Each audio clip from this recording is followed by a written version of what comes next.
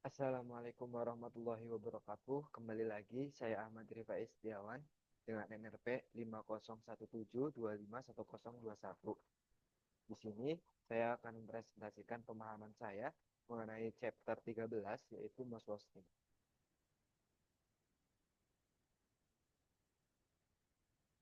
Baik, di sini sudah ditampilkan dalam buku e-book Kebumian. Jadi di sini saya akan menjelaskan langsung apa itu sih mass hosting. Jadi menurut pemahaman saya, mass hosting itu adalah suatu pergerakan massa tanah akibat adanya beberapa faktor.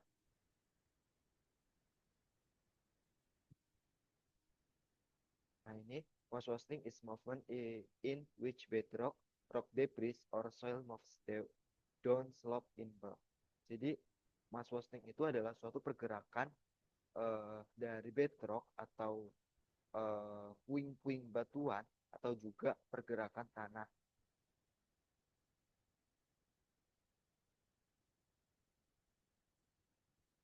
Nah, klasifikasi dari mass hosting itu sendiri apa aja? Yang pertama ada rate of movement, yang kedua ada type of material, yang ketiga ada type of movement. Jadi saya akan menjelaskan yang pertama rate of movement, yaitu eh, di sini adanya pergerakan tanah atau debris avalanche seperti yang ada di Peru. Clary involves rapid movement. Just as Crowley movement of soil is rate of less than a centimeter layers or slope movement. Jadi suatu pergerakan tanah itu dia bergerak lambat. Tapi pergerakan-pergerakan itu seiring dengan bertambahnya waktu maka itu akan menjadikan suatu bencana bagi para penduduk pergerakan tanah tersebut. Lalu apa aja sih tipe-tipe dari material pergerakan tersebut? Yaitu materialnya itu ada yang pertama ada soil, kemudian ada debris, kemudian ada earth dan ada mud. Soil itu apa sih? Soil itu adalah tanah seperti yang sudah kita pelajari di chapter 12 di video sebelumnya, yaitu suatu eh, kumpulan-kumpulan yang mana tanah sendiri itu bisa kita definisikan sebagai dua sudut pandang. Yang pertama, tanah di dalam tanah itu terbentuk dari suatu pecahan-pecahan batuan dan tanah itu bisa didefinisikan dalam yang kedua itu bahwa batuan yang belum terbentuk itu adalah sudut pandang dari tanah sendiri. Kemudian ada debris. Apa sih itu debris? Yaitu adalah suatu puing-puing tanah atau puing-puing batuan. Kemudian ada earth. Earth itu adalah kayak semisal material-material yang lebih halus daripada puing-puing. Terus ada mud, ini biasanya terdiri dari lumpur maupun yang lainnya. Kemudian, kemudian ada type of movement. Jadi dari material-material tersebut pergerakan-pergerakannya itu ada beberapa tipe. Yang pertama itu ada tipe flow, yang kedua ada fall, dan yang ketiga ada tipe slide. Apa itu tipe flow? Yaitu tipe di mana suatu pergerakan material atau pergerakan tanah itu mengalir.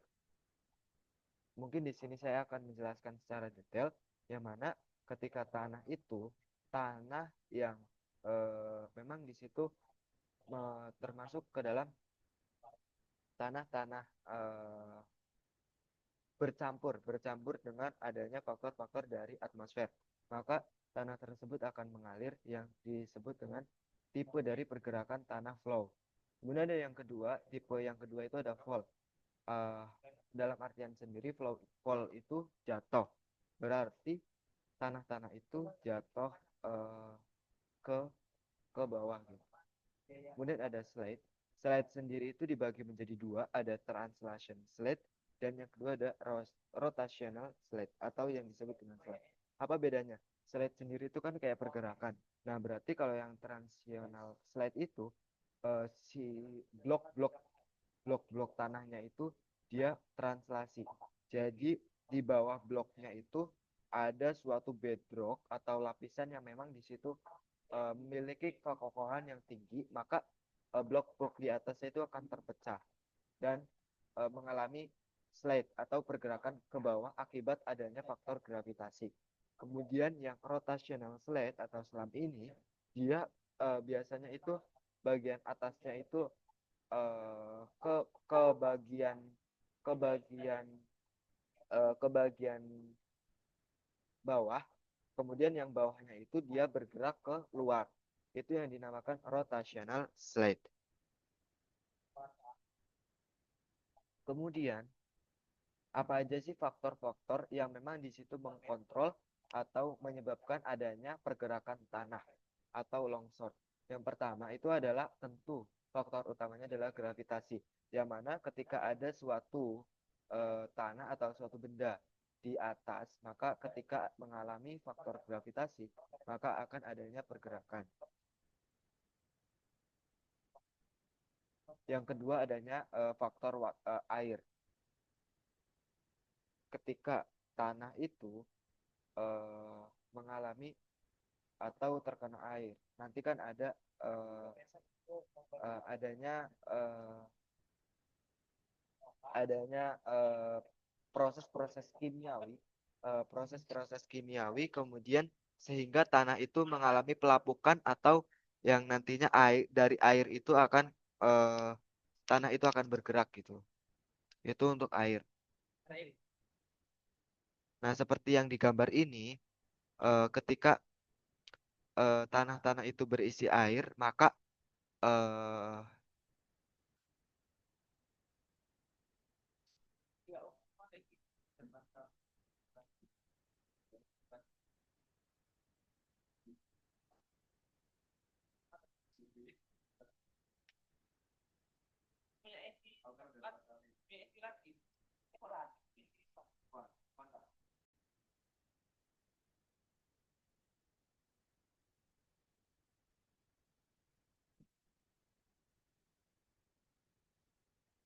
baik. Jadi air itu juga mempengaruhi merupakan faktor dari pergerakan tanah yang mana ketika butiran-butiran pasir atau butiran-butiran tanah bercampur dengan air, maka dia akan menjadi kalau di sini dicontohkan itu kayak misal nih, ini di gurun pasir kan.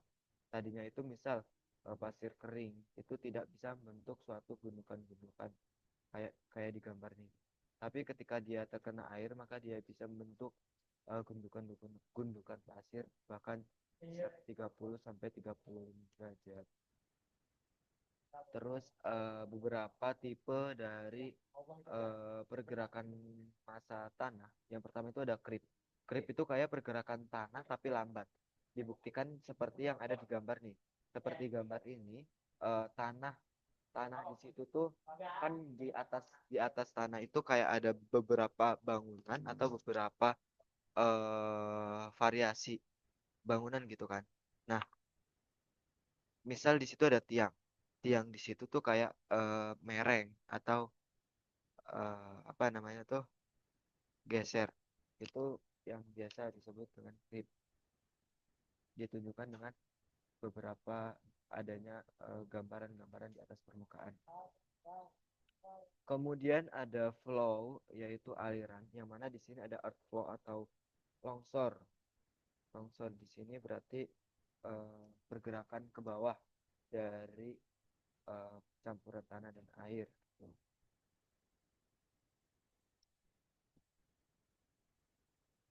Terus ada solidification dan permafrost. Yang mana solifluction itu adalah aliran dari eh, air yang jenuh, tanah dengan kejenuhan yang tinggi dengan material impermeable. Kemudian ada permafrost seperti yang dicontohkan di Alaska dan Kanada Utara.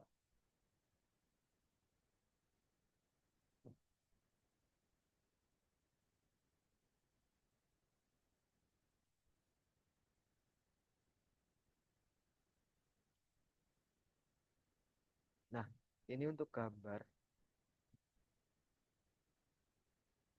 yang merupakan longsor terbesar dan di sini dikategorikan sebagai peristiwa debris flow. Apa itu debris flow? Debris flow adalah aliran longsor yang di situ membawa beberapa partikel sehingga menyebabkan adanya longsor secara besar-besaran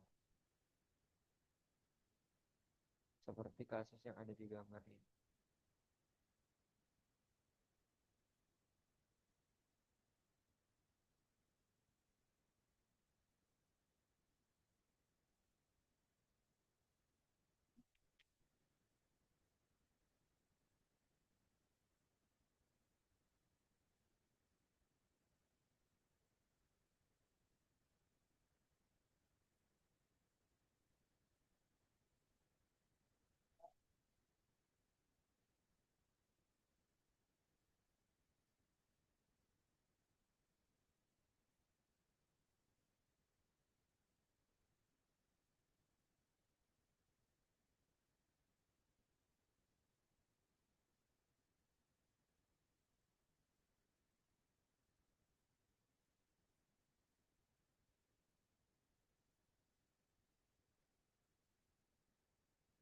Besar.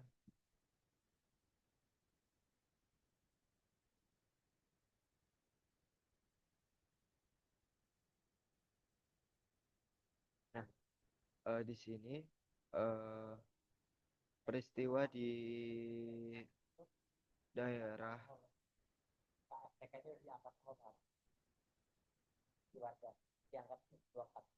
California Selatan ini merupakan peristiwa longsor terbesar yang merupakan kategori debris flow. Terus ada mud flow, yang mana mud flow itu suatu campuran, yang mana alirannya itu merupakan tanah dan air, jadi kayak lumpur gitu. Terus ada debris avalanche, yaitu debris yang memang benar-benar kecepatan ataupun suatu komposisi yang tinggi gitu campurannya. Kemudian ada rockfall dan rockslide. Apa itu rockfall? Yaitu rockfall berarti kayak jatuhan-jatuhan batuan yang seperti ini digambar ada kayak gini. Dia itu ada di atas, kemudian dia mengalami kayak seperti bab 12 yaitu adanya weathering. Kemudian adanya weathering, kemudian jatuh dinamakan rockfall. Kemudian ada rockslide itu berarti pergerakan batuan, pergeseran batuan. Nah, kemudian underwater landslide berarti pergerakan di bawah tanah. Nah, kemudian ada lagi yaitu preventing mass wasting of soil.